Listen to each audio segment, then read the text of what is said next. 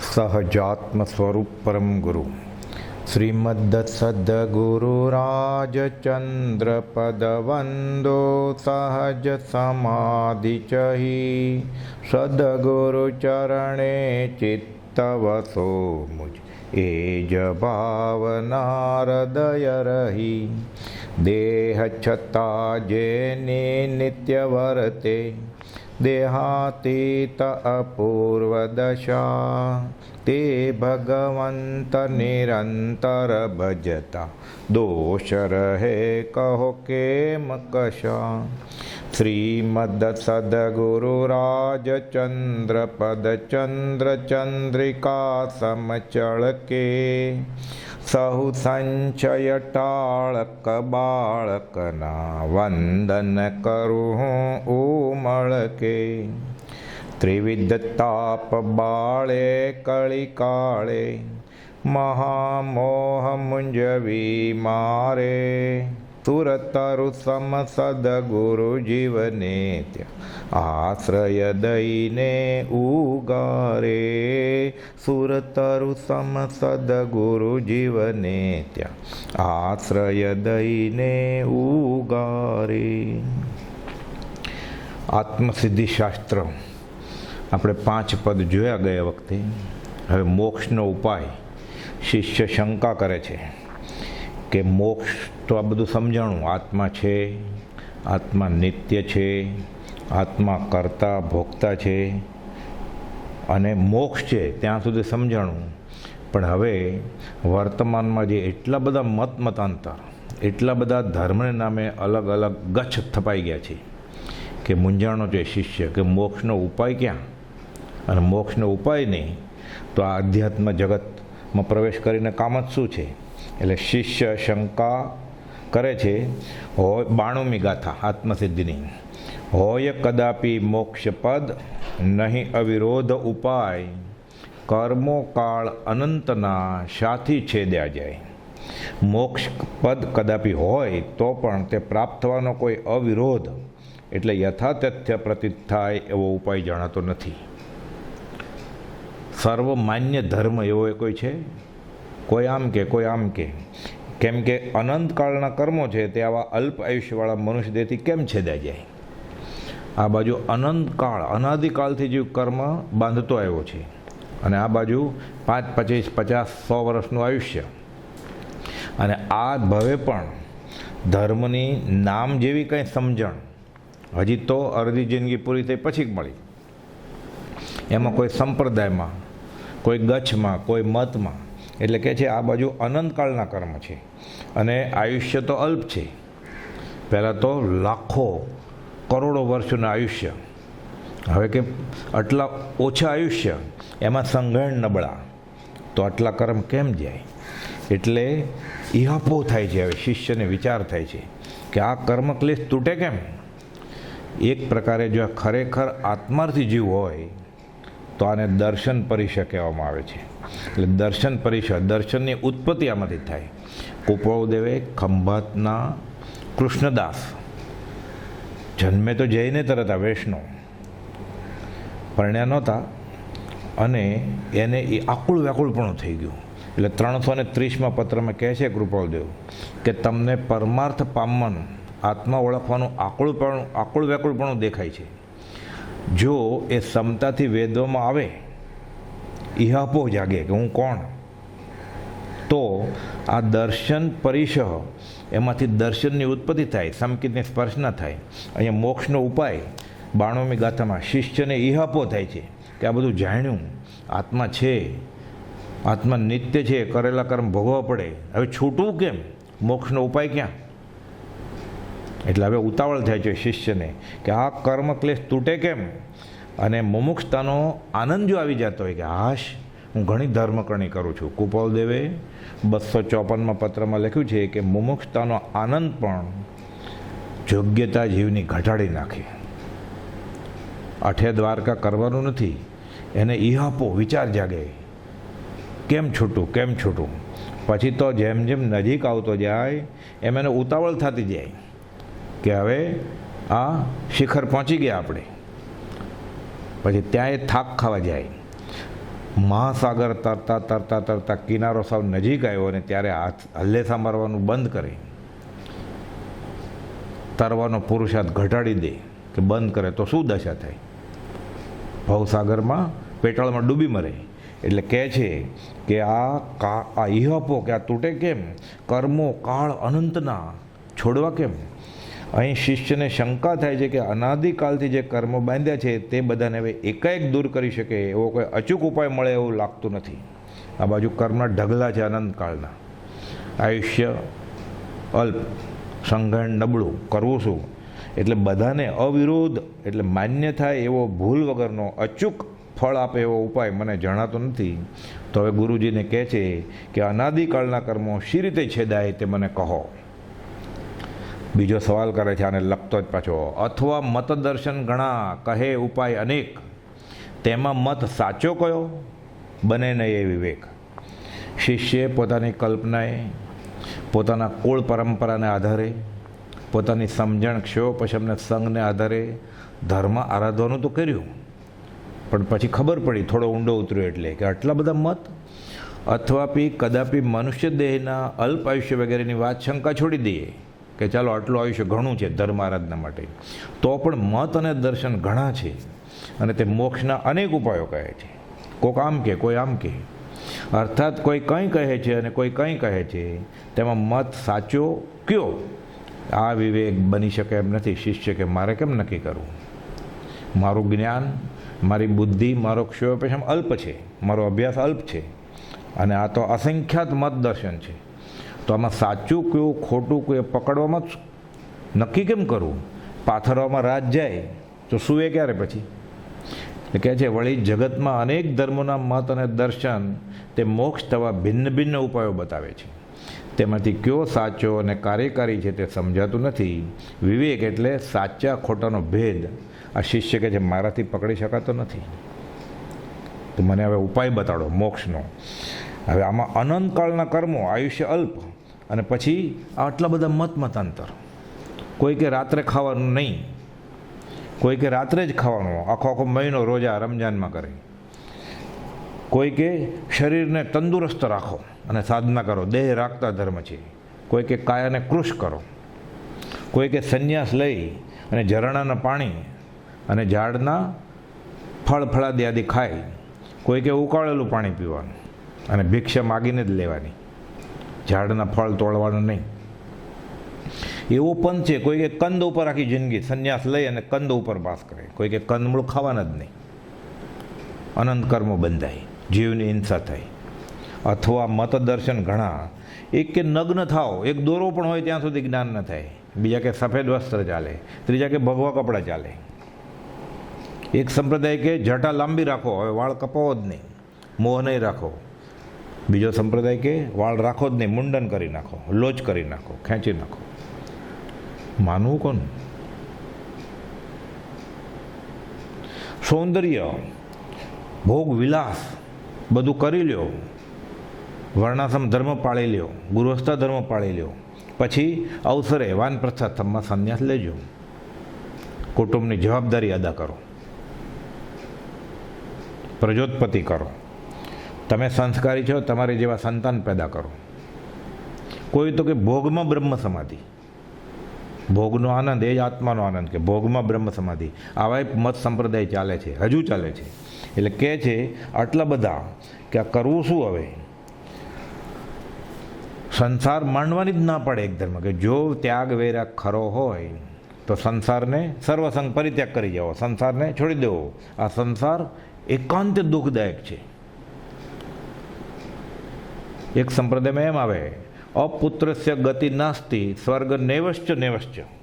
જમદગ્નિ જેવા ઋષિ, ઉગ્ર તપશ્ચરી, સદાચારી, સંન્યાસ આશ્રમમાં રહે, જંગલમાં રહે આશ્રમ કરીને. પણ ખબર પડી, એવું કાને પડ્યું, તપમાં હતા, પદ્માસન લગાવીને કાને પડ્યા શબ્દો, પરીક્ષા કરવા માટે આવેલા દેવ, કે અપુત્રસ્ય ગતિ નાસ્તિ સ્વર્ગ નેવશ્ચ નેવશ્ચ. કે મરી જાય ને ત્યારે એના છોકરાના હસ્તે એ મોઢામાં પાણી મૂકે અને અગ્નિ સંસ્કાર કરે તો સારી ગતિ થાય. અપુત્રસ્ય ગતિ નાસ્તિ, જેને સંતાન ન હોય એની ગતિ જ નથી. એ સંન્યાસ છોડી અને ઘર માંડ્યું પછી જમદગ્નિએ, અને પછી એનો પુત્ર પરશુરામ 7 વાર 9 વાર નક્ષત્રી કરી પૃથ્વીને. તો માનવું શું? આ એક કહે છે કે સંતાન ઉત્પત્તિ ક્યાં, આ સગળા સંસારની રમણી નાયક રૂપ છોડો. બીજો કે અપુત્રસ્ય ગતિ નાસ્તી, સંસાર કરો, સંતાન પેદા કરો, એને બધો ભાર સોંપી દો, મોટા થાય પછી તમે ધર્મ કરો. તો અથવા મતદર્શ આમાં માનવું શું? કે સત શું? 218માં પત્રમાં કોપાદો લખ્યું છે ને, અજ્ઞાનીના અનુગ્રહને અર્થે તે સમયે તે સ્થળે તે પાત્ર જીવ માટે જ્ઞાની અમુક વર્ણન કર્યું હોય, રૂપાંતરપૂર્વક કર્યું હોય વર્ણન. સર્વકાળ કંઈ એ જ સ્થિતિ ન હોય. આ જીવ માની લે કે આમ જ હોય.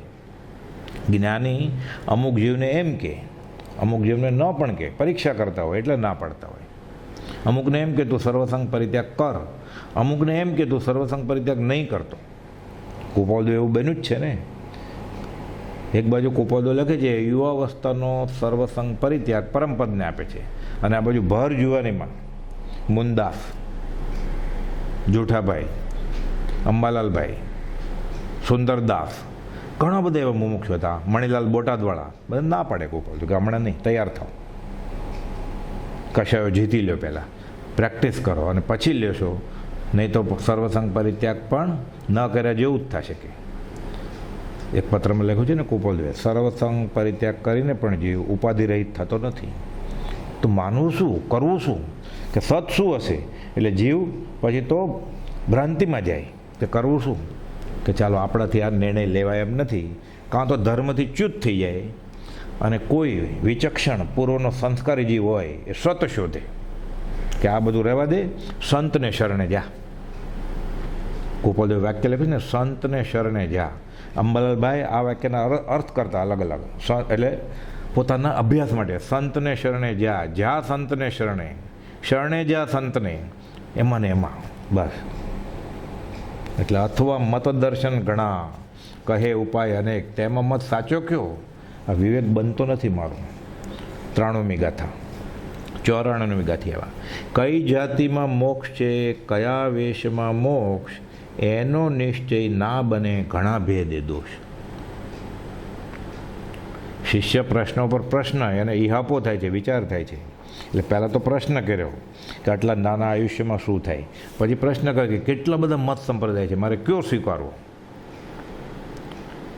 એક ઘરની જવાબદારી અદા કરવાનું કે, એક જંગલમાં જવાનું કે, એક રાત્રે ભૂખ્યા રહેવાનું કે, એક રાત્રે ખાવાનું કે, એક નગ્ન થઈ જવાનું કે, એક વસ્ત્ર પરિધાનની છૂટ આપે, એક સંસાર માંડવાનું કે, એક કે સંસાર નહીં માંડવાનો, મૂંઝાણો કે. એટલે કહે છે પછી પાછા આ બધા મતમતાંતર કે અમુક જાતિમાં મોક્ષ થાય જ નહીં, અમુક કુળમાં મોક્ષ હોય જ નહીં, અમુક જ્ઞાતિને સંન્યાસનો જ અધિકાર નથી.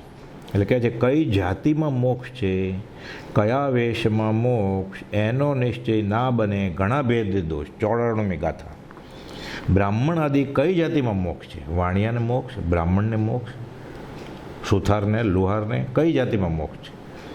હું કયા કુળમાં જન્મ્યો હોઉં તો મને મોક્ષ સહેલો પડે, અથવા કયા વેશમાં મોક્ષ છે? ભગવા પહેરે તો જલ્દી મોક્ષ મળે, શ્વેતાંબર પહેરે તો જલ્દી મોક્ષ મળે, કે ન જ પહેરે, નગ્ન થઈ જાય તો મોક્ષ મળે જલ્દી? એનો નિશ્ચય પણ બની શકે એવો નથી, કેમ કે તેમાં ઘણા ઘણા ભેદો છે. અને આ ભેદો પ્રકાશોવાળા પણ પ્રકાંડ પંડિત હોય, તાર્કિક હોય, વ્યવસ્થિત તર્કબદ્ધ દલીલ કરે. આ જીવને ક્ષયોપશમ ઓછો છે, સમજણ ઓછી છે, અભ્યાસ ઓછો છે, વાંચન ઓછું છે, સત્સંગનું બળ નથી, પૂર્વના એટલા પુણ્ય નથી. બધા સાચા લાગે છે ને કે બધા ખોટા લાગે છે. પછી થોડું અહીંયાથી લે, થોડું અહીંયાથી લે, એમ કરતાં કરતાં આયુષ પૂરું થઈ જાય. ગંગા ગયા તો ગંગાદાસ, જમના ગયા તો જમનાદાસ, પોતાની રુચિને જે ગમતું હોય એ પકડી લે. એટલે મૂળ છૂટવાનો રસ્તો મળે નહીં. એટલે કહે છે ઘણા ભેદો છે, અને એ દોષે પણ મોક્ષનો ઉપાય પ્રાપ્ત થવા યોગ્ય દેખાતો નથી. જગતમાં જાતિવેશના પણ ઝઘડા બહુ ચાલે છે. કોઈ બ્રાહ્મણને જ મોક્ષ કહે છે, કોઈ વળી કહે છે સ્ત્રીનો મોક્ષ જ નથી, કોઈ વળી કહે છે દિગંબર, શ્વેતંબર, તો કહે છે સ્થાનકવાસી. એમ સાધુના અનેક વેશ. આ તો જૈનમાં દિગંબર, શ્વેતંબર, સ્થાનકવાસી, ડેરાવાસી, એવું જ જૈનેતરમાં પાછું છે. એવું જ મુસ્લિમમાં છે, શિયા મુસ્લિમ, સુન્ની મુસ્લિમ. ક્રિશ્ચનમાં છે પ્રોટેસ્ટન્ટ, ઓર્થોડોક્સ. ઓલા કે અમે જ સાચા છે, ઓલા કે અમે જ સાચા છે. એટલે શ્વેતંબર, દિગંબર, સ્થાનકવાથી એમ સાધુના અનેક વેશ, તેમ ગૃહસ્થ વેશ વગેરે છે. તેમાં કે વેશે અને કઈ જાતિમાં મોક્ષ થાય? જનોઈ પહેરીએ તો જ ધર્મ થાય, કે જનોઈ પહેરાય જ નહીં. ચોટલી રાખીએ તો જ ધર્મ થાય, કે ચોટલી રખાય જ નહીં. જટા લાંબી રાખવાની, કે લોચ કરી નાખવાની. એટલે કહે છે ગૃહસ્થ વેશ વગેરે પણ વિવિધ છે. કયા વેશે અને કઈ જાતિમાં મોક્ષ થાય તે નક્કી સમજાતું નથી. આવી રીતે મોક્ષના ઉપાય ભિન્ન ભિન્ન ધર્મમાં ભિન્ન ભિન્ન કયા છે. જો મોક્ષનો માર્ગ હોય ખરેખર, એવો કોઈક છૂટવાનો રસ્તો હોય સર્વમાન્ય, તો બધા ધર્મો તે એક જ રૂપે બતાવે. પરંતુ તેનાથી ઉલટું પરસ્પર વિરોધી ઉપાયો બતાવે છે. એક જગ્યાએ જાય તે અમુક વાત કરે, બીજી જગ્યાએ એનાથી તદ્દન વિરોધી વાત હોય, અને બંને મોક્ષની જ વાત કરતા હોય. એ તો ઠીક, બંને પાછા ભગવાન મહાવીરને જ ભગવાન માનતા હોય, બંને પાછા જૈન કહેવડાવતા હોય, બંને કૃપાળદેવવાળા કહેવડાવતા હોય. એટલે વિરોધી ઉપાયો બતાવે છે. તેથી બધા જ ખોટા છે એમ લાગે છે. આ શિષ્ય મૂંઝાણો, કે આમાંથી કોઈ સાચો જ નથી લાગતો. જ્યાં જઈને પૂછીએ સૌ સ્થાપે અહમ એવ. આ બિચારો ભોળો બાળો જીવ પૂછવા ગયો, એ બી વર્ષના વતલે દાડે કંઈ મોટા દિવસે તહેવાર આવ્યા ત્યારે પર્યુષણ આવે, ક્યાંક થોડો ત્યાગ વૈરાગ આવે, એવું કાંઈક નિમિત્ત બને દુઃખનું. એટલે ધર્મ પ્રત્યે વળવા જાય ને પૂછે તો વધારે મૂંઝવણમાં જાય, કે જવા દો આ બધી માથાકૂટ આપણે કરતા હોય કરો. પછી કાં તો કુલ ધર્મનો હોય એ કરે, કાં તો પોતાનો સંઘે જે ધર્મ મળ્યો એ કરે, કાં તો આડોશી પડોશી મેજોરિટી બહુ ગતા બહુજન ગતા પંથા એ રસ્તો કે ગરદી જોઈને કરે, કાં તો ઇન્દ્રિયો પોષાતી હોય એ કરવા માંડે. એટલે કહે છે ધર્મમાં ઘણા ભેદો પડી ગયા છે, આ દોષ છે, એટલે મારે કરવું શું? એટલે 94 ગાથામાં કે સૌભાગભાઈ પૂછે જ કૃપાલદેવને. કૃપાલદેવ મળ્યા. સૌભાગભાઈ તો ઉચ્ચ કોટીના સંસ્કારી જીવ, અધ્યાત્મમાં ઘણું વાંચન, ઘણો અભ્યાસ, ઘણો ત્યાગ વૈરાગ. કૃપાલદેવ નહોતા મળ્યા ત્યારે પણ, તો જ પ્રથમ મિલનમાં જ ઓળખી જાય ને. પછી કૃપાલદેવને એક પત્રમાં પ્રશ્ન લખે છે કે જગતમાં આટલા બધા મતાંતર કેમ? જો મોક્ષ જ ઈચ્છનીય છે, સાધ્ય છે, તો આટલા ભેદ કાં? ધર્મની બાબતમાં આટલા બધા ભેદ કાં? કૃપાલદેવને પ્રશ્ન પૂછે છે. એટલે કે જગતમાં આટલા બધા મતાંતર કાં? એક સંપ્રદાય એમ કે સ્ત્રીને મુક્તિ જ ન હોય, તો બીજો સંપ્રદાય એમ કે વાંધો નહીં, મલિનાથ ભગવાન બી સ્ત્રી જ હતા, મરુમાં તો સ્ત્રી જ હતા, ચંદનવાળા સ્ત્રી જ હતા. તો એક સંપ્રદાય એમ કે વાણિયા બ્રાહ્મણ અને રાજવંશી સિવાય કોઈને દીક્ષાનો અધિકાર જ નહીં. મોક્ષ તો બહુ દૂર રહ્યું, સમકિત તો બહુ દૂર રહ્યું, કેવળ જ્ઞાનને સમકિતને બધું, એને દીક્ષાનો જ અધિકાર જ નથી. એટલે એને ધર્મ કરવા માટે ઉલ્લાસિત થયો હોય, ત્યાગ વૈરાગ પ્રગટ્યો હોય પૂર્વજન્મના સંસ્કારને લીધે, આ ભાવના નિમિત્તને લીધે, તો કે ના, વાણિયો બ્રાહ્મણને રાજવંશી સિવાય કોઈને દીક્ષાનો અધિકાર નથી. એટલે હવે બીજી જ્ઞાતિમાં જે જન્મ્યો હોય, કાં તો એ સ્ત્રી હોય, એટલે એને તો ધર્મનો અધિકાર જ નહીં ને. બહુ થોડા લોકોને થોડી જ્ઞાતિમાં આવી ગયું આવો નિયમ મૂકી દીધો કે વાણિયા બ્રાહ્મણ અને રાજવંશી સિવાય કોઈ દીક્ષા લઈ શકે નહીં. હવે આવું કરે અને પછી એ નિયમ ચાલે, એમાં જે આ સ્થાપન કર્યું હોય, જે એનો ક્ષયોપશમ ઘણો હોય, એનો એ પ્રમાણે નામકર્મનો ઉદય હોય, એને એનું માનવાવાળા એ વખતે સાધન સંપન્ન હોય, બુદ્ધિવાળા હોય, અને પછી એને ચીલે ચીલે ઘણા બધા લોકો ચાલે, એક નવો પંથ શરૂ થઈ જાય. પછી તો કૃપાલદેવ લખ્યું છે કટાક્ષમાં કે ભલે ને પછી આગમના નામે પૂરો ન જાણતો હોય, પણ નવો સંપ્રદાય થઈ જાય. પછી એકવાર ગરદી થઈ ગઈ હોય, જામી જાય, પછી કુળ પરંપરામાં આવી જાય કે એ કુળના બધા એ ધર્મમાન છે, આ કુળના બધા આ ધર્મમાન છે. પછી કે બિચારા એ ગુરુજી પૂરા આગમના નામ પણ ન જાણતા હોય તોય ગાદીપતિ થઈને બેઠા હોય, પછી જાતિ વચમાં લાવે. કૃપાલદેવ તો આગળ આવશે કે જાતિ વેશનો ભેદ જ નથી, આનો સવાલ આપશે કે અમુક જાતિને દીક્ષાનો અધિકાર જ નહીં, કે બ્રાહ્મણને અધિકાર બ્રાહ્મણ, ક્ષત્રિયને નહીં ક્ષત્રિયને અધિકાર, વાણિયાને નહીં વાણિયાને. એટલે અમુક સિલેક્ટ જ્ઞાતિ આવી કરી નાખી. પણ કોણ કઈ જાતનો છે એ પણ કોને ખબર છે? વંશજ મેળવા જાય, કુટુંબનો વડલો લીમડો કરીએ ઝાડ કે એના બાપા એના એન્સેસ્ટર કોણ હતા. એ પાંડુ મહાભારતની લડાઈમાં અર્જુનને શ્રી કૃષ્ણ શું કહે છે? અર્જુન કહે છે કે હું મારા ભાઈઓ, મારા સગા સંબંધીઓ, મારા વડીલ કાકા, મારા ગુરુજી, એના ઉપર હું બાણ નહીં છોડું. અર્જુનને શું કહે છે શ્રી કૃષ્ણ? તું ક્ષત્રિય છો, નપુંસક થઈને ક્યાં બેઠો? ક્ષત્રિયનો ધર્મ છે આ. કેમ? પાંડવો ક્ષત્રિય હતા? પાંડવો ક્યાં ક્ષત્રિય હતા? હાથમાં બાણ હોય એટલે ક્ષત્રિય થઈ જાય? ધનુષ બાણ હોય તો પછી રજોરણ હાથમાં હોય તો સાધુ થઈ જવો જોઈએ. પાંડુનો વંશ અને ધૃતરાષ્ટ્ર અને પાંડુ મૂળ તો પરાશર મુનિ, મત્સ્યગંધા સાથે લગ્ન કરેલા, સંબંધ કરેલો, અને વ્યાસ જન્મ્યા. વ્યાસ વર્ણપર્ણીના મહાભારતના રચયિતા વેદ વ્યાસ એ કુંવારી માના છોકરા છે. પરાશર મુનિ તો બ્રાહ્મણ. હવે વ્યાસને બ્રાહ્મણ કહેવાય તો બ્રાહ્મણ કહેવાય, અને મત્સ્યગંધાને પરણેલા પરાશર તો માછીમાર કહેવાય. હવે બન્યું એવું કે પાંડુ રાજા ને ધૃતરાષ્ટ્ર એના પિતા વિચિત્રવીર્ય અને ચિત્રાંગડા એ નબળા ભોગ વિલાસમાં ડૂબી ગયેલા. એક ભાઈ તો ગુજરી ગયેલા લડાઈમાં, બીજા વિચિત્રવીર્ય ભોગ વિલાસમાં. પછી એમ આવે છે એના પુરાણ વાંચીએ તો કે ક્ષય રોગથી ગ્રાહ્ય થયા, નાશ થઈ. એટલે કોઈ કુળ પરંપરા ચાલે એવી શક્તિ રહી નહીં. હવે શું કરવું? અવડું મોટું રાજ્ય ને બધું. એટલે વ્યાસ નિયોગ કરે છે. ઓલું આવે છે ને અંબિકા નિયોગ કરે છે. અને એમાં ત્રીજો નિયોગ થયો દાસી સાથે. દાસીનો પુત્ર વિદુર, દાસી પુત્ર વિદુર, ઉચ્ચ કોટીનો પુરુષ. કુપોલે તો સત્પુરુષ કહ્યું છે એને. અને બાકીના પાંડુ અને ધૃતરાષ્ટ્ર એની પ્રજા. તો આ કયા થઈ? કોનો વંશ થયો? બ્રાહ્મણનો થયો કે ક્ષત્રિયનો થયો? તો ક્ષત્રિય ક્યાં હતા જ પાંડવ. હે અર્જુન, તું ક્ષત્રિય છો. એટલે કોપાદેવે લખ્યું છે ઘણું બધું અહીં વિરોધાભાસ ઊભો થાય એવું છે. અરે જૈન તીર્થંકર બધા ક્ષત્રિય હોય. ભગવાન મહાવીર શ્વેતાંબર આમના પ્રમાણે તો બ્રાહ્મણીના કોક્ષીમાં હતા. દેવાનંદા અને ઋષભદત્ત બ્રાહ્મણ. પછી હરિણી ગમેશી દેવ ઇન્દ્રના પ્રેરે આવે છે અને ત્રિશલા માતાના ગર્ભમાં ભગવાન મહાવીરનો ગર્ભ મૂકી દે છે દેવાનંદાની કુખમાંથી.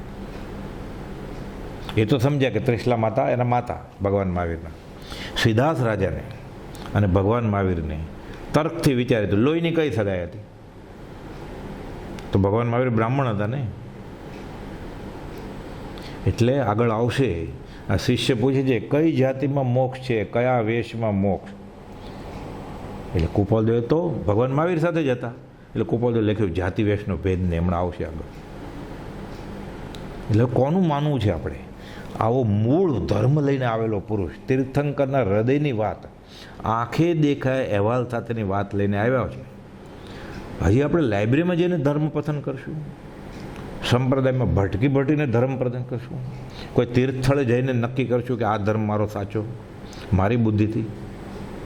કેટલું તૈયાર મળી ગયું છે આપણને. એટલે શિષ્ય તો કહે છે મૂંઝાણો. એટલે ક્યાં આ બધું જાણ્યું? નક્કી કેમ થયા કે કયો સાચો ધર્મ? કોઈ ભગવા પહેરે, કોઈ સફેદ પહેરે, કોઈ ન પહેરે. એટલે શિષ્ય કહે છે આટલા બધા મત હોય, મારે નક્કી કેમ કરવું? એટલે પછી નક્કી કરે છે શિષ્ય પોતાની મેળે. તે 95મી ગાથામાં તેથી એમ જણાય છે મળે ન મોક્ષ ઉપાય, જીવ આદિ જાણ્યા તણો શો ઉપકાર જ થાય. એમ કહે છે કે હવે મને એમ જણાય છે કે આમાં મોક્ષનો ઉપાય કાંઈ મળે એમ નથી. આ તો બધું જાણ્યું, આત્મા છે, નિત્ય છે. તેથી એમ જણાય છે કે મોક્ષનો ઉપાય પ્રાપ્ત થઈ શકે એવું નથી. માટે જીવ આદિનું સ્વરૂપ જાણવાથી પણ શું ઉપકાર થાય? જાણી તો લીધું, પણ જો મોક્ષ જ ન હોય, છૂટવાનું જ ન હોય, પછી મંદિરનું શું કામ, તપશ્ચર્યાનું શું કામ, પાપ પુણ્ય જાણીને શું કામ? છૂટવા જેવું કાંઈ હોય જ નહીં. અર્થાત જે પદને અર્થે જાણવા જોઈએ તે પદનો ઉપાય પ્રાપ્ત થવો અશક્ય દેખાય છે. બહુ મોટી ઉપાધિ થઈ. એટલે કહે છે તેથી મને તો મોક્ષનો ઉપાય હોય એ મનાતું નથી, શિષ્ય કહે છે. અને જો મોક્ષ મેળવી શકાય નહીં તો આત્મા છે, આત્મા નિત્ય છે, આત્મા કરતા ભોગતા છે, એનો મોક્ષ થાય. મોક્ષનો ઉપાય નથી, પછી મોક્ષ થાય માનીને શું કામ છે? એટલે કહે છે વગેરે જાણ્યું તેનો લાભ શો? મોક્ષ ન થાય તો આત્માનું જ્ઞાન નિષ્ફળ જ છે ને. કે જે વસ્તુ માટે એ કરવામાં આવી મહેનત એવું હોય જ નહીં કાંઈ, તો પછી આ મહેનત તો બધી નકામી ગઈ. એટલે શિષ્ય કહે છે કે જીવ આદિ જાણે તણો શું ઉપકાર જ થાય? એટલે કહે છે આ બધું જાણ્યું તો હવે છૂટવું કેમ? જો મોક્ષનો ઉપાય જ ન હોય તો શું કરવું? એટલે નાસ્તિક નથી, આ કુશંકા નથી, આ શિષ્યને આશંકા છે, આ સ્વાધ્યાય તપ છે. એને અંદરથી ઈહાપો જાગ્યો છે, વિચાર જાગ્યો છે કે હવે આ પરિભ્રમણ મારું ભાંગે કેમ? મને એ સમજાણું જીવ તત્વ જેવું કંઈ છે એ હું જ છું. કરેલા કર્મ ભોગવવા પડે. સંભવ તેનો થાય છે કે આત્મા છે, તો છૂટવું કેવી રીતે? એટલે હવે એને એવી જિજ્ઞાસા જાગી છે, એવી ઉતાવળ જાગી છે કે મને હવે જલ્દી રસ્તો બતાવો. એક પ્રકારની આ બ્રાહ્મી વેદના છે. છૂટું છૂટું છૂટું, ભમરી ભમરી ભમરી, ચટકો મારીને ગઈ ભમરી, એટલે ઈલિકા ઈયળ હવે કહે છે ભમરી ભમરી ભમરી, પાંખ આવી ગઈ છે, ફફડ ઉડવું છે. હવે બ્રાહ્મી વેદના લાગી છે. એ તો કોપદો લખ્યું છે ને, લાગી છે તેને લાગી છે અને તેના સંગથી જ લાગે છે, બીજાને શું ખબર પડે? એટલે શિષ્ય ઉતાવળ કરે છે હવે કે મોક્ષ ઉપાય મારે જોઈએ છે, કે હવે કરવું શું? આગલી ગાથામાં આવે છે 96મી ગાથામાં કે પાંચે ઉત્તરથી થયું સમાધાન સર્વાંગ. શિષ્ય કહે છે આ મને આ તો બધું સમજાઈ ગયું પાંચે ઉત્તરથી. પહેલાં એમ હતું કે આત્મા નથી, કર્મ જેવું કંઈ હોય નહીં, બધું ભગવાન નક્કી કરે, ફળ કંઈ ભોગવાનું હોય નહીં કર્મ પ્રમાણે, એ તો ભગવાન જે સુખી દુઃખી કરે. હવે એ બધું સમજાઈ ગયું કે પોતાના કરેલા કર્મ પોતાને ભોગવવા પડે, અને આ નિત્ય જ છે આત્મા, મરવાનો નથી, કર્મો અફળ નથી. એટલે કહે છે પાંચે ઉત્તરથી થયું સમાધાન સર્વાંગ, મને સર્વાંગી સમાધાન થઈ ગયું છે. સમજુ મોક્ષ ઉપાય તો ઉદય ઉદય સદભાગ્ય. 96મી ગાથા. આપે પાંચે ઉત્તર કયા, તેથી સર્વાંગ એટલે બધી રીતે મારી શંકાનું સમાધાન થયું છે. એને આશ્ચર્ય થયો કે આ બરાબર છે, આ શરીરે હું નથી, આત્મા જેવું ક્યાંક છે, કરેલા કર્મ ભોગવવા પડે છે, પહેલાંય ભાવ હતો, હજી બી ક્યાંક જવું પડશે, અને નક્કી આ કર્મની સત્તા એવી બળવાન છે કે કરેલા કર્મ અફળ જાય એવું નથી. એટલે કે આ બધું મને સર્વાંગી સમાધાન થઈ ગયું છે. કે હવે જો મોક્ષનો ઉપાય સમજ્યું, શિષ્ય કહે છે, તો સદભાગ્યનો ઉદય ઉદય સમજો. કે અહીં ઉદય ઉદય 2 વાર શબ્દ મૂક્યો છે શિષ્ય, તે 5 ઉત્તરના સમાધાન થયેલી મોક્ષપદની જિજ્ઞાસાનું તીવ્રપણું દર્શાવે છે. જિજ્ઞાસા જાગી, તે જિજ્ઞાસુ જીવને થાય સદગુરુ બોધ, તો પામે સમકિતને વર્તે અંતરશોધ. હવે છૂટી જવું છે જલ્દી. જો હવે હું ઉપાય સમજું મોક્ષનો, તો ઉદય ઉદય કે સદભાગ્યનો મારા. એટલે કહે છે આપે કૃપા કરીને આત્મા છે, આત્મા નિત્ય છે, આત્મા કરતા છે, આત્મા ભોગતા છે, મોક્ષ છે, એ 5 પ્રશ્નના ઉત્તર આપીને સમજાવ્યું. તે મને પૂરેપૂરું સમજાયું છે. આમ તો પૂરેપૂરું સમજાણું ને આ કે આત્મા છે ને આત્મા નિત્ય છે. એટલે હવે બ્રહ્મચારીજી લખે છે કે નિયમથી એ છૂટવાનો છે. એકવાર એને ખબર પડી કે હું આત્મા છું અને હું નિત્ય છું, એટલે નિયમથી એ જીવ છૂટશે. અને એક મોક્ષનો ઉપાય જો સમજાઈ જાય તો મારું અહોભાગ્ય અહોભાગ્ય. 5 ઉત્તરથી શિષ્યએ મોક્ષ સુધીની શ્રદ્ધા દ્રઢ કરી લીધી છે. હવે તેને મોક્ષ પ્રાપ્ત કરવાની પરમ જિજ્ઞાસા થઈ છે. તે એવી કે જો મોક્ષનો ઉપાય મળે તો તેના પુરુષાર્થમાં મંડી પડે. હવે સાચો રસ્તો મળે કે આ રસ્તે તારી મંજિલ આવે તો એ મુઠ્ઠી બાંધીને હવે દોડશે. પ્રભુથી કહે તારી વારે વાર થઈ જા તૈયાર. કે હવે જો મોક્ષ પ્રાપ્ત કરવાની એવી જિજ્ઞાસા થઈ છે કે જો હવે મોક્ષનો ઉપાય મળે સમાધાનપૂર્વકનો, કે આ રસ્તો છૂટવાનો છે અને હું બી સમજી જાઉં, સમજું મોક્ષ ઉપાય, તો ઉદય ઉદય સદભાગ્ય, તો તેના પુરુષાર્થમાં હું મંડી પડું અને મંજિલે પહોંચી જાઉં. તેને છોડે નહીં અને મોક્ષરૂપ આત્મકલ્યાણ જરૂર કરી લે. જગતના મતોથી મોક્ષનો ઉપાય જડે તેવો નથી. શિષ્ય હવે વિચક્ષણ થઈ ગયો છે 5 પદ જાણ્યા એટલે એને ખબર પડી કે આ જગતમાં જે મત સંપ્રદાયો વાત કરે છે મોક્ષની અને ધર્મને નામે ધર્મની, એને ગળે ઉતરતું નથી.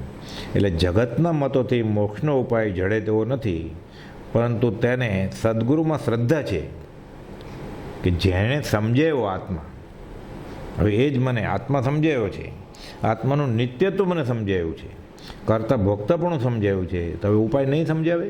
આશા જાગે છે કે સદગુરુમાં શ્રદ્ધા છે કે તેઓ જરૂર મને મોક્ષનો ઉપાય બતાવશે જ, અને તે આરાધતા આરાધતા પોતે પણ મોક્ષ મેળવશે જ. કેમ સદગુરુને સમાધાન થયું ને સદગુરુ પામી ગયા છે, તે મને પણ પમાડશે જ. હું એનો આશ્રય ગણીશ, હું એનો આશ્રય સાચા દિલથી કરીશ, અને એણે બતાવેલા રસ્તે હું પુરુષાર્થ ફરવીશ, તો જરૂર મને પણ મોક્ષ મળશે જ. એવી પોતાની તત્પરતા થઈ છે. તેથી ઉલ્લાસમાં આવી જઈ કહ્યું કે હું મોક્ષનો ઉપાય સાંભળું એટલી જ વાર છે. ઉદય ઉદય સદભાગ્ય કે તમે કયો એટલી વાર છે કે હું મુઠ્ઠી બંધ કરીને દોડીશ. પછી ઉપાય સમજાય એટલે મારો મોક્ષ અથવા તો મારા સદભાગ્યનો ઉદય થયો જ સમજજો. અહીં જીવની પાત્રતા એટલે ગુરુ બતાવે તે કરવાની તત્પરતા બતાવી છે. શિષ્ય ખરેખર સુપાત્ર છે, નહીં તો આત્મા છે, નિત્ય છે, સમજો જ કેવી રીતે હોય? એ સમજી ગયો છે. હવે વર્તે અંતરશોધ. હવે તો એકદમ ઊંડો ઉતરી ગયો છે ગુરુના બોધે કે મારે જેમ બને એમ હવે આ મોક્ષનો ઉપાય જોઈએ છે, મારે છૂટી જવું છે. એવી તૈયારી પોતાની હોય તો જ પછી સદગુરુનો ઉપદેશ આપે તે પરિણમે. એટલે જ્ઞાનીને ખબર હોય કે આ જીવની ઝીલવાની પાત્રતા કેટલી છે. કોપદે લખેલું, જીવની પાત્રતા પ્રમાણે અમે વજન મૂકીએ સામેવાળા ઉપર. 2 વાર ઉદય ઉદય કહ્યું તે શિષ્યને ઉલ્લાસપૂર્વક આનંદ થયો છે તે સૂચવે છે. શરૂઆતમાં જગતના મતનો વિચાર કરતા તો મોક્ષ પ્રાપ્તિ નથી જ એમ લાગ્યું, પરંતુ પછી સદગુરુને શંકા કહેતા તેના ભાવો ફેર્યા. સત્સંગ કરે છે ને, સદગુરુનો ને સદગુરુના વચનોનો સત્સંગ કરે છે એટલે એના ભાવો ફરી જાય છે, અને અવશ્ય મોક્ષ ઉપાય પણ સદગુરુ બતાવશે.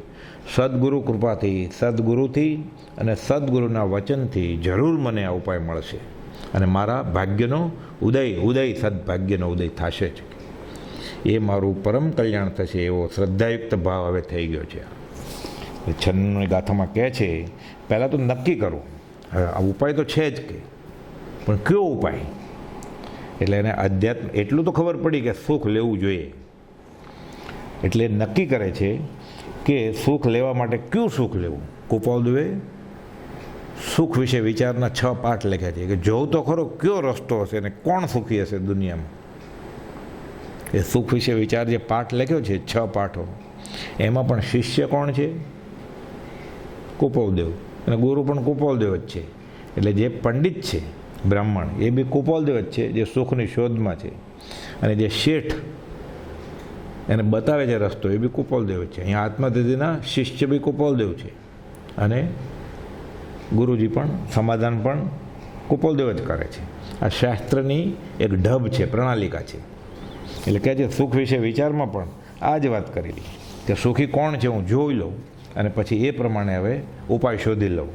કૃપાળદેવ આભ્યંતર પરિણામ અવલોકન હાથ નોંધ 5માં કહે છે ને કે જોઉં તો ખરો જગતમાં કોણ સુખી છે ને કોણ દુઃખી છે.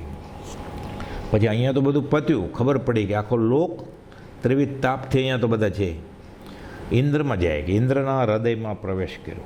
જે સુખી છે એના આગળ ઉપાય છે, એ ઉપાય એણે આરેજો છે. ઇન્દ્રના હૃદયમાં પ્રવેશ કર્યો અને ઇન્દ્રની ભવ્યતાથી ભૂલતાપ ખાધી. એટલે નક્કી સુખ અહીંયા નથી. પછી નક્કી કરે છે હવે તો અસંખ્ય જ છૂટકો. પછી તો એટલે કાંઈ મેળવીને સુખ થાય એવું કાંઈ લાગ્યું નહીં. એ સુખ વિશે વિચારમાં કૃપાળદેવ કહે છે, અને આભ્યંતર પણ અવલોકનમાં કૃપાળદેવ કહે છે કે મેળવીને જગતના બધા જીવો કંઈ ને કંઈ મેળવીને સુખ મળશે એ ઈચ્છા રાખે છે. અહો જ્ઞાનીઓએ તો તેનાથી વિપરીત જ માર્ગ દીઠો સુખનો. શું? કિંચિત માત્ર ગ્રહવું તે સુખનો નાશ. 832મો પત્ર. એવું જ સુખ વિશે વિચારમાં પણ એ બ્રાહ્મણ પંડિતને એ શેઠ શ્રાવક સમજાવે છે, શ્રેષ્ઠી, કે તું ભલે સુખ તને લાગે, આ સુખનો રસ્તો નથી. એટલે આ ઈહાપો થાય છે, અને ખરેખર આને શાશ્વત સુખ જોઈએ છે પણ આ હજી શિષ્ય ઢચુપચું હોય આપણી જેમ, તો પછી ગમે ત્યાંથી સુખ મેળવવાની કોશિશ કરે અને પછી અનંત ભાવ ગયા એમ આ ઊભો પણ વયો જાય. વાત આવે છે ડોશીમાની. ડોશીમાં એક કથા સાંભળવા ગયેલા, તે વાત આવી કે મોક્ષ મળે તો બહુ સુખ થાય. પછી તો કથામાં ગયા હતા, ડોશી જવા માટે ગયા હતા, બધા જાય એટલે ગતાનું ગત. પછી ઘરે આવી ગયા અને ઘણો વખત વયો ગયો. એમાં તો પછી 5-15 વર્ષે વયા ગયા એટલે પશુએ મરી જાય, અમુક સગાવાલાએ ગુજરી જાય. એમાં ડોશીને પાડી ભેંસ વિયાણી, એટલે પાડી હતી. એ પાડી મોટી થાય ને ભેંસ તો દૂધ આપે એટલે ઓબો આવતો, પણ એમાં એવું બન્યું કે વસૂકી ગઈ અને પાડી એ મરી ગઈ. પાછા કથા કરે કે આવ્યા, ડોશી તો સાંભળવા જાય છે કથા. પહેલી લાઈનમાં આગળ પથાણું લઈને બેસી ગઈ છે, તો કથા પૂરી થઈ. બધી ચાલે છે, મોક્ષની વાત બધી ઘણી બધી આવી, ધર્મની ને અધ્યાત્મની ને. ડોશીના આંખમાંથી ગંગા જમના આંસુ વહે. બધા તો પ્રસાદ લઈને કથામાંથી ઘરે જવા માંડ્યા, ડોશી ઉઠે જ નહીં અને આંખમાંથી આંસુ. કથાકારને વિચાર આવ્યો કે આ ડોશીને ખરેખર રસ જાગ્યો છે. આ કાળમાં મને કોઈક સાચો મુમુક્ષુ મળ્યો, ડોશીને એમ કે છૂટવાની ઈચ્છાવાળો. ડોશી મને આગળ જઈને કે ડોશીમાં તમારી આંખમાં આંસુ, બે આંખમાં આવે જ ને? કે કેમ તમારે મોક્ષ જોઈએ છે ડોશીમાં, એવું મને લાગે છે. કે આંખમાં આંસુ આવે જ ને? કે કેમ? તો મારી ડોશી મરી ગઈ. કથાકાર કહે છે નક્કી હવે તમારું આ છૂટવાનું શરૂ થયું છે, હવે તમારું મોક્ષ થવાનું. ડોશી તો ગંભીર થઈ ગઈ. એક તો રડતી રડતી આવેલી અને એમ કે અહીંયા વ્યવહારિક લાભ મળશે, અને બદલે કથાકાર કહે છે કે હવે તમારો મોક્ષ થવાનો. કેમ? તો કે બધું છૂટાવા માંડ્યું એટલે કથાકાર સમજાવે છે ને કે તમારી પાડી મરી ગઈ, ભેંસ મરી ગઈ, ગાયો, ધણ બધું ધીરે ધીરે ઓછું થશે ને ઘટ મરવા માંડશે. તમારા સગાવાલા મરવા પડશે, તમારું ઘરે તૂટી જશે અને છેલ્લે આ તમારી કાયા, તમારા આ દેહે પડી જશે. કે પછી તમારો મોક્ષ થશે. ડોશીમાં કે આંસુ બાસુ વયા ગયા બાજુમાં, કે મારે આવો મોક્ષ જોતો નથી. મારે તો ઘર બાર, ગાડી લાડી વાડી, પશુ ભેંસ પાડા ધણ બધું રહે, મારું શરીર રહે, સંસારમાં હું રહું સુખેથી ભોગ વિલાસમાં. આવો મોક્ષ લેવા નીકળ્યા હતા. ડોશીમાં આવો મોક્ષ લેવા નીકળ્યા હતા, આપણે આવો મોક્ષ લેવા નીકળ્યા છે. એટલે એવો મોક્ષ જે મળે છે ત્યાં જાય છે અને પરિણામે અનંતકાળ ગયા એમ આ ભાવ પણ વયો જાય છે. દુર્લભ એવો મનુષ્ય પૂરો અનંતવાર પ્રાપ્ત થયો. હવે આ ભવે પાછા મોક્ષને નામે ગમે ત્યાં જીવ ફસાઈ જાય છે. એટલે કોપોદે લખ્યું છે ને ઉપદેશ્યમાં, ભોળા બાળા જીવો બિચારા કુગુરુને વળગીને મોક્ષ પામવાને બદલે, કલ્યાણ પામવાને બદલે સંસાર પરિભ્રમણ પામે છે. દયાપાત્ર છે આ, નિંદાપાત્ર નહીં, આ દયાપાત્ર વાત છે. પણ અહીંયા શિષ્ય સમજી ગયા છે કે મને આત્મા છે, આત્મા નિત્ય છે, કરતા ભોગ આ બધું સમજાયું છે. એટલે હવે આ જ ગુરુજી મને મોક્ષનો ઉપાય બતાવશે. ઉદય સદભાગ્ય થશે જ મારો. અહીંયા આ આત્મસિદ્ધિનો શિષ્ય વિચક્ષણ છે, એ ગમે ત્યાં ફસાઈ જાય એમ નથી. એને ખબર પડી ગઈ છે. બ્રહ્મચાર્ય લખ્યું છે ને, કુપોલદુએ કહેલું સંતને શરણે જા. બ્રહ્મચાર્ય એક કાવ્યમાં લખ્યું છે. કુપોલદુના ઘણા વચનો બ્રહ્મચાર્ય એક કાવ્યમાં રૂપાંતર કરી નાખ્યા છે. બીજું કંઈ શોધમાં શાણા ખરા સત પુરુષને શોધી, તે ત્રણ કમળમાં બધા ભાવો સમર્પી પામી લે બોધી. પછી જો મોક્ષ ના પામે અમારે આપવો એવું ઉતાર્યો માન જેવી મો કયું છે જ્ઞાનીએ કેવું. સત્પુરુષને શોધી તેના ચરણ કમળમાં સર્વભાવ અર્પણ કરીને વર્તો જ્યાં, પછી જો મોક્ષ ન મળે તો મારી પાસેથી લેજે. કોલ આપ્યો છે, સંતને શરણે જા. મહાવીરના બોધને પાત્ર કોણ? 105મા પાઠમાં કુપોલદે પહેલું વાક્ય લખ્યું છે. 10 કોલમ છે. એક એના જેવું એકે નથી. કેના જેવું? સત્પુરુષના ચરણનો ઈચ્છક. આ શિષ્ય વળગી ગયો છે કે હવે હું 5 ઉત્તરથી મને સમાધાન થઈ ગયું છે, સમજ્યું મોક્ષ ઉપાય તો ઉદય ઉદય સદભાગ્ય, કે મારા ભાગ્ય ખીલ્યા. એને વિશ્વાસ છે કે આ ગુરુજીથી હવે મારું ભાગ્ય ખીલશે અને મને મોક્ષનો ઉપાય જડશે જ. એટલે હવે સમાધાન કરે છે ગુરુજી. સમાધાન સદગુરુ વાચો 97મી ગાથા આત્મસિદ્ધિની. પાંચે ઉત્તરની થઈ આત્મા વિશે પ્રતીત, થાશે મોક્ષોપાયની સહજ પ્રતીત તે રીત. ગુરુજીને તો અનુભવ છે, સહજ છે બધું. કોપદે લખ્યું છે ને આભ્યંતર પરિણામ અવલોકન હતનાનમાં લેખિતન, અરે સહજ ચોથી નામાં સહજ જ છે કે બધું. પાંચે ઉત્તરની તારા આત્માને વિશે પ્રતીત થઈ છે, સમાધાન કરે છે શિષ્યનું, તો મોક્ષના ઉપાયની પણ એ જ રીતે તને સહજમાં પ્રતીતિ થશે. આત્મા છે અને આત્મા નિત્ય છે સમજાઈ ગયું, તો આત્માનો છુટકારો સમજાઈ જ જશે. અત્રે થશે અને સહજ એ બે શબ્દ સદગુરુએ કયા છે. તે જેને પાંચે પદની શંકા નિવૃત્ત થઈ છે તેને મોક્ષોપાય સમજાવવો કંઈ કઠણ નથી. એકવાર આત્મા અનુભવાઈ ગયો, આત્માના આનંદનો સ્વાદ ચાખી લીધો, પછી તો એને માટે પુરુષાર્થ જ કરવાનો છે. ખાલી બધું છે જ, મળી જ ગયું છે બધું, કંઈ કઠણ નથી એમ દર્શાવવા તથા શિષ્યનું વિશેષ જિજ્ઞાસુપણું જાણી અવશ્ય તને મોક્ષોપાય પરિણમશે એમ ભાસવાથી આવા વચન ગુરુજી કહે છે. એમ સદગુરુના વચનનો આશય છે કે ખરેખર તને મારા બોધથી એટલું પ્રતીત થયું, એટલી શ્રદ્ધા થઈ કે આત્મા છે અને આત્મા નિત્ય છે. તો હવે હું કહીશ એ માર્ગે તું ચાલીશ એટલે તું છૂટીશ. ક્યાંય ગુરુજી છૂટી ગયા છે, ગુરુજીને અનુભવ છે, એટલે એ બીજાને છોડવા માટે નીકળ્યા છે ઉદય પ્રયોગે. એટલે શિષ્યને મોક્ષ ઉપાય જાણી લેવાની ખૂબ ઉતાવળ થઈ છે, તેને શાંત પાડતા સદગુરુ કહે છે કે તું ઉતાવળો થઈને આ શંકાઓ ન કરાવે. આત્માને વિશેના 5 ઉત્તરો તને સમજાય છે. આત્મા છે, નિત્ય છે, કર્તા ભોગતા છે, મોક્ષ છે, ત્યાં સુધી 5 બાબતની તને દ્રઢ શ્રદ્ધા થઈ છે, તો હવે મોક્ષ ઉપાય પણ તને સહેલાઈથી સમજાઈ જશે. સમાધાન કરે છે ગુરુજી. હવે ઉતાવળ કરવાની જરૂર નથી. કે પ્રથમ 5 પદ સમજાયા, દ્રઢ શ્રદ્ધા થઈ, તો મોક્ષનો ઉપાય બતાવતા તે જરૂર તને સમજાશે અને તે પ્રમાણે સ્વાભાવિક રીતે જ વર્તે એવો નિયમ જ છે. ગુરુજી સમજાવે છે એને. એટલે 97મી ગાથામાં સાંત્વન આપે છે કે હવે તને આટલું સમજાઈ ગયું છે તો નક્કી તને મોક્ષનો ઉપાય તારા હાથ વેત જ છે. હવે એટલે કહે છે છૂટવાના કામીને, કોપલે લખ્યું જ છે ને, છૂટવાના કામીને બાંધવો નહીં અને બંધાવાના કામીને છોડવો નહીં. આત્મા છે, નિત્ય છે, કરેલા કર્મ ભોગવો પડે. શિષ્ય સમજી ગયો છે 5 પદ, એને હવે છૂટવું છે, તો છૂટવાનું કામી છે તો છૂટવાનો જ. છૂટવાના કામીને બાંધવો નહીં, આ તો સિદ્ધાંત છે.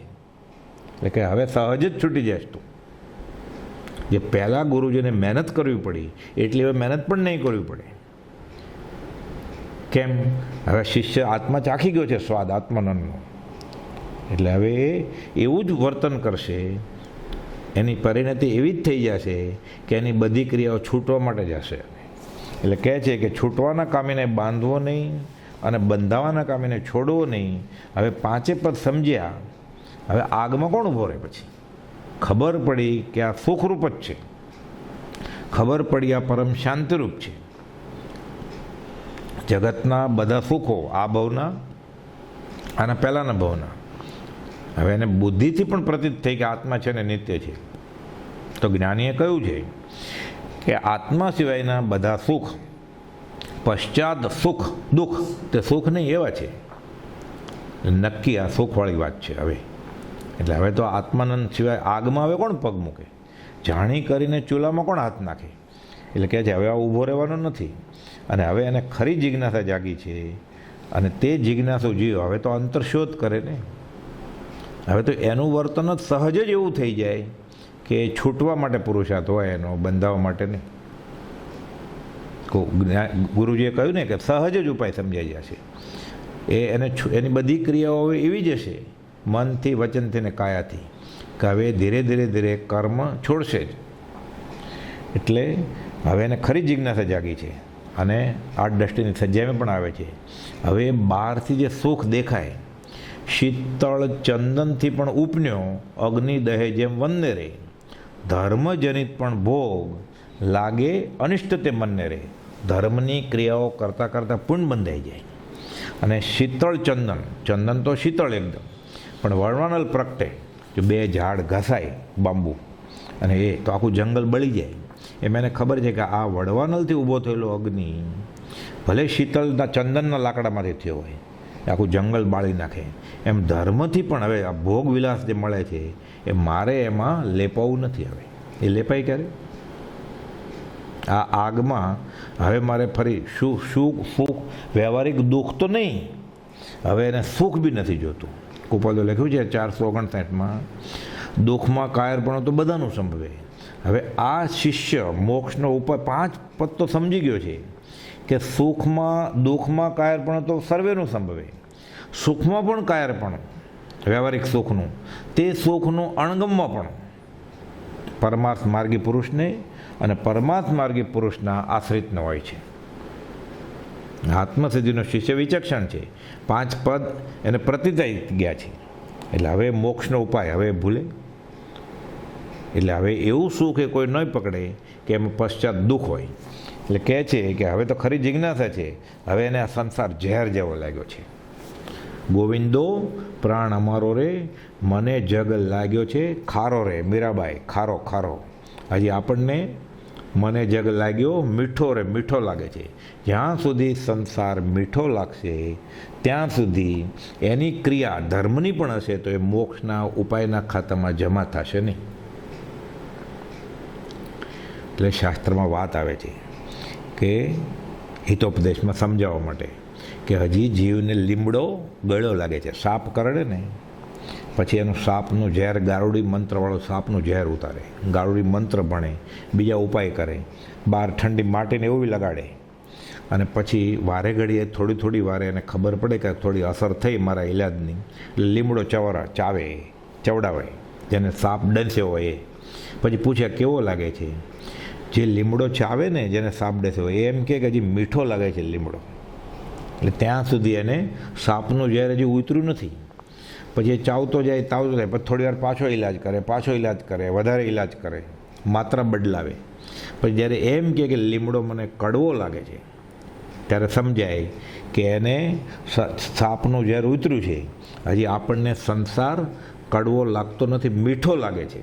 એટલે હજી સંસારરૂપી સાપનું ઝેર ઉતર્યું નથી. જ્યારે સંસારરૂપી સાપનું ઝેર ઉતરશે ત્યારે લીમડો પછી એને કડવો લાગશે, ખરેખર આ સંસાર કડવો લાગશે. પછી ગોવિંદો પ્રાણ અમારો રે, મને જગ લાગ્યો છે ખારો રે. આપણને હજી ખારો નથી લાગતો. પછી તો ખારો દૂધવા એટલે થૂકી નાખશે સંસારને ઓકી નાખશે, એને ઝેર લાગશે. વિષયા રસ વિષસમ લાગે, ચેન પડે નહીં સંસારે, જીવન મરણ પણ સરખા લાગે, આતંપદ ચિહ્ને ત્યારે. વિષયા રસ વિષસમ લાગે, ચેન પડે નહીં સંસારે, જીવન મરણ પણ સરખા લાગે, આત્મપદ ચિહ્ને ત્યારે. અલખ નિરંજન આત્મ જ્યોતિ, સંતો તેનું ધ્યાન ધરે, આરે કાયામય આત્મ હીરો, ભૂલી ગયા ભવમાહી ફિરે. અલખ નિરંજન. હવે એને સંસાર ઝેર લાગે છે, એને લીમડો હવે કડવો લાગે છે, ઝેર ઉતરી ગયું છે. એટલે હવે સાચો ઉપાય કરશે, એને ઝેર નહીં પડે. અને આનંદજી મહારાજે લખ્યું છે, ધર્મ જીનેશ્વર ગાઉં રંગ શું, ભંગમ પડશો પ્રીત જીનેશ્વર, બીજો મન મંદિર આણો નહીં, એ અમકુળ વટ રીત જીનેશ્વર. આવી શ્રદ્ધા થઈ ગઈ કે આ જ સાચો રસ્તો છે. પછી ધર્મ કરતો સહુ જગ ફિરે, ધર્મ ન જાણે હો મર્મ જીનેશ્વર, ધર્મ જીનેશ્વર ચરણ ગ્રયા પછી, કોઈ ન બાંધે હો કર્મ જીનેશ્વર. એકવાર સાચો રસ્તો મળી ગયો, 5 પદ આત્માને ઓળખી ગયા, પછી મોક્ષનો ઉપાય, પછી એનો પુરુષાર્થ કેવો હોય? એ સાચો દુર્ધર ભગીરથ પુરુષાર્થ હોય. પછી એને માટે ભગીરથ પુરુષાર્થ ભગીરથ રહેતો નથી, સહજ થઈ જાય છે. એમાં એને દિવસે ચડતે વાને આનંદ આવશે. પછી ચિત્ત પ્રસન્ન રહે. પછી એને વેઠ જેવું નહીં લાગે, એને બોજો નહીં લાગે ધર્મ. પછી તો ચિત્ત પ્રસન્ન રે પૂજન ફળ કયું? પૂજા અખંડિત એ કપટ રહિત આત્મ અર્પણા આનંદ ઘન પદ રે. પછી તો એને આનંદ જ છે, પ્રસન્ન ચિત્તે. પછી એ ક્રિયા કરવા માટે નહીં કરે, ધર્મની દેખાડમણ નહીં કરે, લોક દેખામણ તપશ્ચર્યા નહીં કરે. હું ધર્મિષ્ઠ કહેવાઉં, લોક દ્રષ્ટિનું ધર્મ શ્રદ્ધાવાન પણ, લોક દ્રષ્ટિનું વિચક્ષણ પણ, એને ઝેર લાગશે. પછી 729માં પત્ર. પછી સાચો ઉપાય યાદ રહે છે, ગુરુજીએ કહ્યું એ પ્રમાણે. પછી એ જ્યાં ત્યાં જોવું પરભણી ભૂલી બોલ ભૂલું પરાયા. હવે આત્મા માટે જીવન જીવે છે એટલે મંત્રાઈ જશે, એક રસ્તો મળી ગયો એને.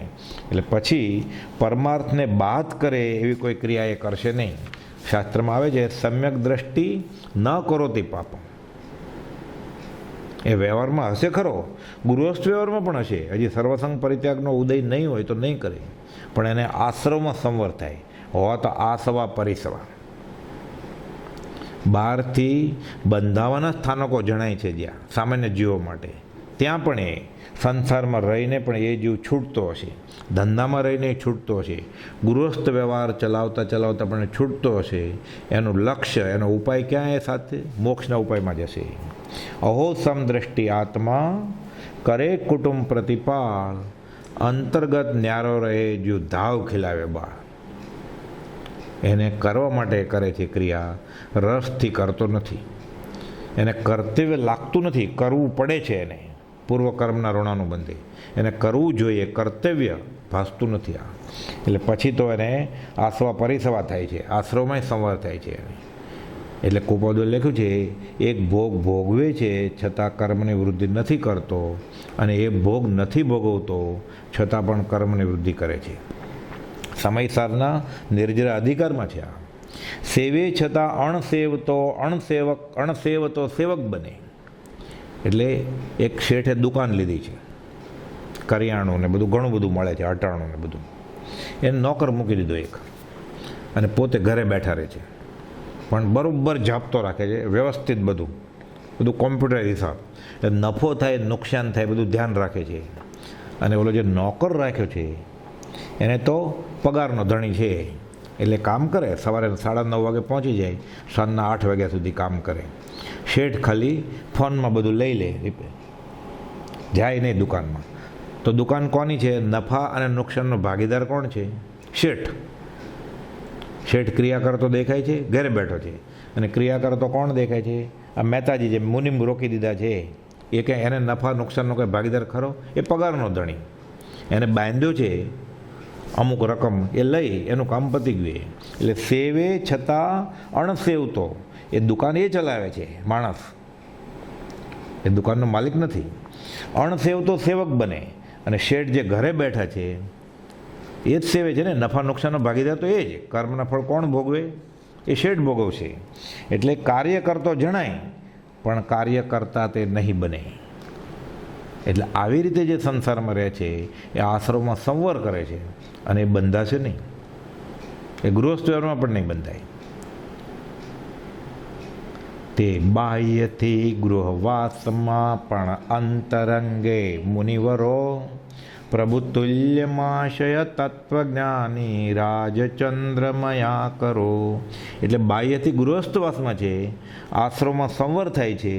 એટલે પહેલાંના કર્મો બધા એના નિર્જરે છે. હવે સમભાવથી એ દેવું પતાવી રહ્યા છે. અને જે કર્મો ઘણા લાંબા કાળે પૂરા થવાના હોય એ અલ્પકાળમાં વેદી લઈને કર્મથી વ્યાવૃત છૂટા થાય છે.